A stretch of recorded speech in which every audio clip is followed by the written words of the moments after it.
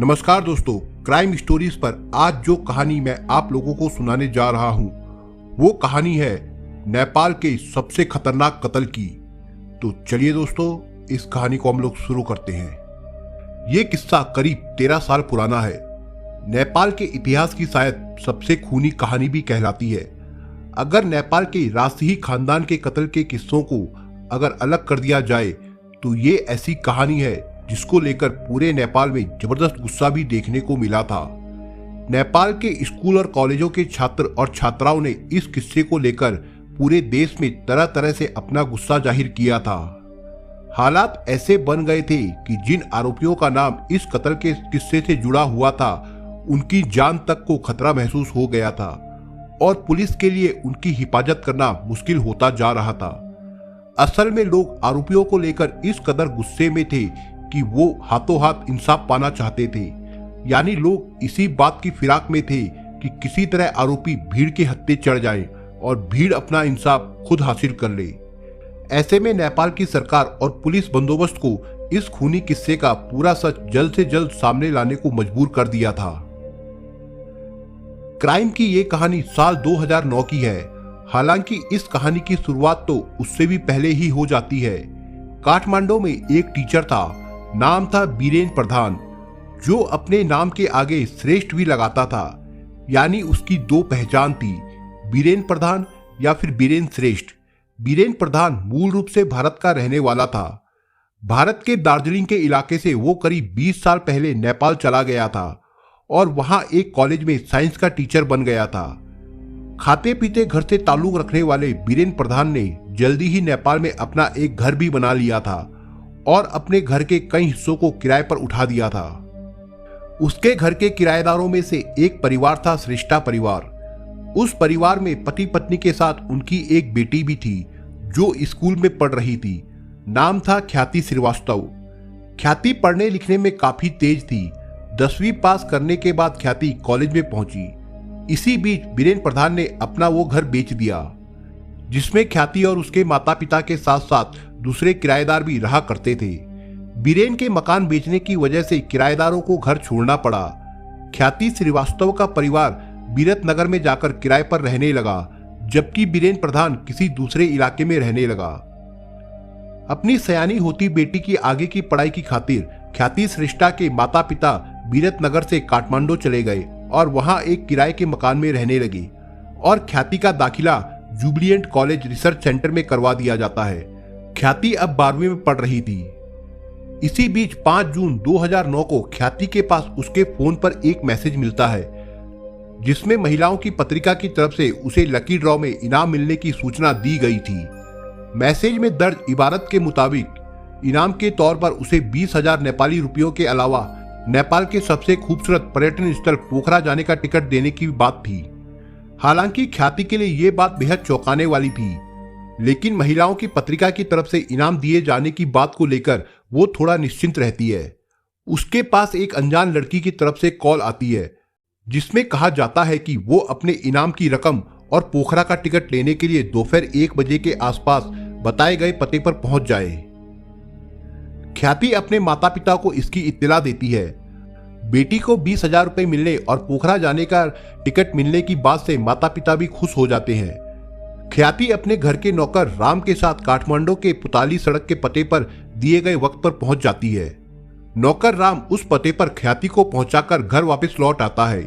उस पते पर ख्याति की मुलाकात एक लड़की से होती है जो खुद को मैगजीन का प्रतिनिधि बताती है और इनाम के लिए औपचारिकता पूरी करने का हवाला देकर ख्याति को लेकर पास के एक अपार्टमेंट में ले जाती है। अपार्टमेंट में पहुंचकर ख्याति वहां एक शख्स को देखकर बुरी तरह चौंक जाती है। वो शख्स कोई और नहीं बल्कि बीरेन प्रधान ही था, जो कुछ वक्त पहले तक ख्याति का मकान मालिक हुआ करता था और ख्याति उसे अंकल बुलाती थी। बीरेन प्रधान भी ख्याति को देखकर चौंकने का नाटक करता है। थोड़ी बातचीत के बाद बीरेन प्रधान ख्याति को कोल्ड ड्रिंक ऑफर करता है। चूंकि ख्याति पहले से ही बीरेन को पहचानती थी, लिहाजा उसकी ऑफर की गई कोल्ड ड्रिंक को बेहिचक पी जाती है। कोल्ड ड्रिंक पीते ही ख्याति बेहोश हो जाती है क्योंकि कोल्ड ड्रिंक में बेहोशी की दवा मिली हुई थी। ख्याति के बेहोश होने के बाद उसका कोई पता नहीं चलता। उधर वक्त गुजरता जाता है। दोपहर से शाम हो जाती है लेकिन ख्याति घर नहीं लौटती।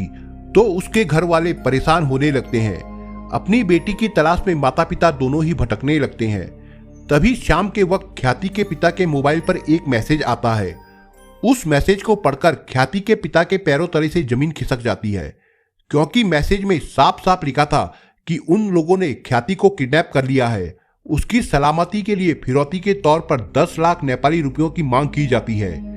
लेकिन ख्याति के पिता मैसेज का अगला हिस्सा पढ़कर बुरी तरह बेचैन हो जाते हैं। उसमें साफ साफ लिखा था कि अगर इस बारे में किसी को खबर दी तो ख्याति जिंदा नहीं बचेगी। अपनी इकलौती बेटी के इस तरह अगवा किए जाने की इत्तला मिलने के बाद घबराए हुए ख्याति के पिता अपनी पत्नी से बात करते हैं। पति पत्नी इस सोच में थे कि अगर उन्होंने कहीं इसके बारे में पुलिस को बताया तो किडनैपर्स उनकी बेटी को मार ना डाले, क्योंकि किडनैपिंग और मर्डर के ऐसे अनगिनत किस्से उन्होंने देखे और सुने थे। किडनैपिंग के ऐसे मामलों में अक्सर यही देखने को मिलता है कि जैसे ही किडनैपर्स को खतरा महसूस होता है तो उसकी जान खतरे में पड़ जाती है जिसे अगवा किया गया होता है। लिहाजा पति पत्नी तय करते हैं कि वो पुलिस को इस किडनैपिंग की इत्तला नहीं करेंगे, बल्कि 10 लाख रुपए का इंतजाम करने में जुट जाते हैं, क्योंकि मैसेज में लिखा हुआ था कि पैसों का इंतजाम होने के बाद वो लोग उन्हें आगे का रास्ता बताएंगे। अगली सुबह ख्याति के पिता को एक और मैसेज मिलता है। उस मैसेज के मुताबिक ख्याति के माता पिता को पैसे के साथ एक तय जगह बुटवाल पर पहुंचने को निर्देश दिया जाता है। जैसे ही ख्याति के घरवाले बुटवाल पहुंचते हैं, उन्हें मैसेज के जरिए बताया जाता है कि बुटवाल की जगह चितवन पहुंचने को कहा जाता है। जैसे ही ये लोग चितवन पहुंचते हैं तो वहां फिर उन्हें एक मैसेज मिलता है जिसमें कहा गया था कि अब वो लोग सुनौली पहुंचे। ये लोग सुनौली पहुंच जाते हैं। इस मैसेज में एक बात खास तौर पर लिखी हुई थी, जिसके मुताबिक फिरौती लेकर ख्याति के पिता नहीं आएंगे बल्कि उसकी मां जाएगी।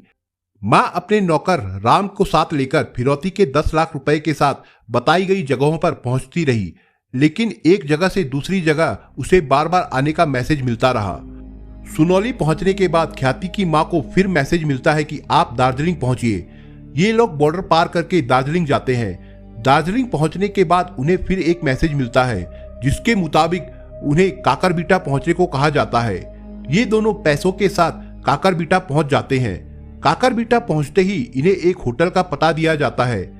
कहा जाता है कि आपको वहां कोई आदमी मिलेगा। ख्याति की मां दिए गए होटल के पते पर पहुंचती है तो वहीं उनकी नजर बीरेन प्रधान पर पड़ती है। वो सोचती है, लेकिन तभी उनको एक मैसेज मिलता है जिसमें लिखा हुआ था कि पैसों के साथ नौकर राम को होटल के एक खास हिस्से में भेजने को कहा गया था। उस मैसेज में साफ साफ लिखा था कि मां को आने की जरूरत नहीं है। राम पैसे लेकर होटल के उस हिस्से में पहुंचता है जहां उसे जाने को कहा गया था। वहां राम को एक शख्स मिलता है। वो राम से पैसे लेता है। राम उस शख्स को पहचान लेता है। वो शख्स कोई और नहीं, बीरेन प्रधान ही था। राम पैसे देकर लौट आता है। अब ख्याति की मां को उम्मीद हो जाती है कि पैसे दे दिए हैं तो शायद उनकी बेटी सही सलामत लौट आए। यही सोचते सोचते ख्याति की मां और उनका नौकर राम वापस काठमांडू लौट जाते हैं। अब उनके पास सिवाय इंतजार करने के कुछ भी नहीं बचाता। पूरा दिन निकल जाता है। सुबह से शाम और शाम से रात हो जाती है, लेकिन बेटी वापस नहीं आती है और ना ही आने की कोई खबर आती है। चौंकाने वाली बात यह है कि जिस नंबर से अभी तक मैसेज आ रहे थे, पैसे मिलने के बाद उस नंबर से मैसेज भी आने बंद हो जाते हैं। बुरे ख्यालों में डूबे ख्याति के माता पिता दोनों परेशान हो जाते हैं, लेकिन उन दोनों को इस बात का भी डर सता रहा था कि अगर गलती से भी पुलिस को बता दिया तो कहीं उनकी बेटी के साथ कोई अनहोनी ना हो जाए। लेकिन जब इंतजार लंबा हो गया और उनके बर्दाश्त की हद हो गई तो मजबूरन माता पिता दोनों पुलिस के पास पहुंच जाते हैं और अपनी बेटी के अगवा किए जाने की रिपोर्ट लिखवाते हैं और साथ ही पुलिस अफसर को पूरा किस्सा सुना देते हैं। पुलिस उन दोनों से भी पूछताछ करती है और ऐसी बातों का खुलासा करने को कहती है जो उन्हें इस पूरे प्रकरण के दौरान सबसे अलग और सबसे अजीब लगा हो। तब ख्याति की मां काकरबिट्टा के उस होटल में बीरेन प्रधान को देखने की बात कहती है। तब पुलिस शक के आधार पर बीरेन प्रधान के बारे में पता लगाना शुरू करती है। पुलिस को पता चलता है कि वो घर पर है ही नहीं। इस बीच पुलिस की पूरी टीम ने बीरेन प्रधान की सारी कुंडली खंगाल डाली। दिन गुजरते जा रहे थे। ख्याति के माता पिता का रो रो कर बुरा हाल हो रहा था और पुलिस की दौड़ भाग भी खाली जाती दिखाई दे रही थी। इसी बीच पुलिस को अलग अलग इलाकों से इंसानी जिस्म के टुकड़े मिलने की खबरें सामने आने लगी थी। हैरानी की बात यह थी कि ये इंसान की लाश के टुकड़े काठमांडू से दूर जंगल और वीरान इलाकों में ही मिल रहे थे। कहीं हाथ के 2 टुकड़े मिलते तो कहीं पैर के 3 टुकड़े मिलते हैं। पुलिस इन टुकड़ों को समेटती रही। ख्याति को लापता हुए 15 दिन गुजर जाते हैं। इसी बीच पुलिस को कुछ राहगीरों ने एक इंसानी सिर के मिलने की इत्तला दी जो पूरी तरह से खराब हो चुका था। उससे इंसान की पहचान करना मुश्किल नहीं था। पुलिस उस सिर को भी दूसरे इंसानी लाश के टुकड़ों की तरह उठाकर रख लेती है। इसी बीच पुलिस को मुखबिर से बीरेन प्रधान का पता चल जाता है और पुलिस दबिश डालकर उसको दबोच लेती है। पुलिस की पकड़ में आने के बाद बीरेन प्रधान को पुलिस के सवालों का सामना करना पड़ता है। बीरेन पुलिस के ज्यादातर सवालों के जवाब तो दे देता है, लेकिन वो उन सवालों के जवाब नहीं दे पाता कि आखिर वो उस होटल में क्यों गया था और वहां क्या कर रहा था। इस मामले की तफ्तीश नेपाल पुलिस की क्राइम ब्रांच को सौंप दी जाती है, तो वो बीरेन प्रधान से सख्ती से पूछताछ करती है। पुलिस की सख्ती से की गई पूछताछ के बाद बीरेन प्रधान टूट जाता है और फिर वो कहानी सामने आती है जिसने पूरे नेपाल को ही दहला कर रख दिया था। असल में बीरेन प्रधान पैसे वाले परिवार से था। काठमांडू में साइंस का टीचर भी था और वहीं एक मकान बनवाकर उसमें किराएदार भी रखे थे, लिहाजा उसकी अच्छी खासी कमाई हो रही थी। इसी बीच बीरेन प्रधान को जुए की लत लग गई। वो काठमांडू के कैसीनो में खूब जुआ खेलता और हार जाता। वो इतनी रकम हार गया था कि उस पर अच्छा खासा कर्जा हो गया था। उस कर्ज से छुटकारा पाने के लिए ही बीरेन ने काठमांडू का अपना घर भी बेच दिया और किराए के मकान में रहने लगा, मगर उसका कर्ज फिर भी नहीं उतरा। तब उसने एक जुर्म करने का इरादा किया जिससे वो इतनी रकम बना सके जिससे उसका कर्ज भी उतर जाए और उसे जुए के लिए रकम भी मिल जाए। 5 जून 2009 से कुछ रोज पहले ही बीरेन को यह पता चलता है कि ख्याति के माता पिता उसे लेकर काठमांडू आ गए हैं और वहां किराए के मकान में रह रहे हैं। लिहाजा बीरेन उनसे मिलने के लिए ख्याति के घर पहुंचा। यहां पहुंचने के बाद बीरेन को पता चलता है कि ख्याति के माता पिता ने अपनी बेटी को लेकर बड़े बड़े सपने पाल रखे हैं। चूंकि वो पढ़ने लिखने में तेज थी, लिहाजा माता पिता ने अपनी बच्ची को आगे विदेश में भेजकर पढ़ाने लिखाने का इरादा कर लिया था और इसके लिए उन लोगों ने अपनी कुछ जायदाद भी बेच दी थी। बीरेन प्रधान को जब ये पता चल जाता है कि ख्याति के माता पिता के पास अच्छी खासी रकम मौजूद है, तो उसके दिमाग में एक साजिश की बुनियाद पड़ती है और तब उसने फिरौती के लिए ख्याति को किडनैप करने का प्लान बनाया। बीरेन की इस साजिश में एक और स्टूडेंट भी शामिल थी। उसका नाम था मेरिना साक्य। इत्तेफाक से वो लड़की भी 18-19 साल की ही थी और उसी स्कूल में पढ़ती थी जहां बीरेन पढ़ाता था। पैसों का लालच देकर बीरेन ने उस लड़की को अपनी साजिश में शामिल कर लिया और तब फोन करने के लिए बीरेन ने उस लड़की का इस्तेमाल किया। मेरिना ने ही 5 जून 2009 को ख्याति को फोन करके उसके इनाम जीतने की खबर दी थी और उसे फोन करके अपने पास बुलाया था और ख्याति के वहां पहुंचने के बाद उसे लेकर बीरेन के पास तक गई थी। बस मेरिना का किस्सा यहीं तक था। मेरिना के वहां से जाने के बाद बीरेन ने बेहोश ख्याति की गला घोटकर हत्या करी और फिर बीरेन ने ख्याति के शरीर के टुकड़े किए और उन टुकड़ों को काठमांडू के करीब 17 किलोमीटर के दायरे में अलग अलग हिस्सों में जंगलों और नदियों में ले जाकर फेंक दिया। बीरेन का इरादा यही था कि लाश के टुकड़ों को बिनते बिनते पुलिस परेशान हो जाएगी और अगर वो इन टुकड़ों को आपस में जोड़ेगी भी तो लाश की पहचान नहीं हो सकेगी और पुलिस उलझकर रह जाएगी। इस मामले का सबसे हैरतअंगेज पहलू यही है कि ख्याति के बेहोश होने के महज 1 घंटे के भीतर ही बीरेन ने उसका कत्ल कर दिया था और हत्या के करीब 4 से 5 घंटों के बाद उसने ख्याति की लाश को टुकड़ों में तब्दील कर दिया था और उसके बाद उसने फिरौती का पहला मैसेज किया था। यानी ख्याति को मारने के बाद उसकी सही सलामत वापसी के लिए 10 लाख रुपए उसने मांगे थे। इस कत्ल के खुलासे के बाद नेपाल के छात्र और छात्राओं में जबरदस्त गुस्सा था। वो बीरेन प्रधान और मेरिना साक्य को हाथों हाथ मारकर इंसाफ की गुहार लगा रहे थे।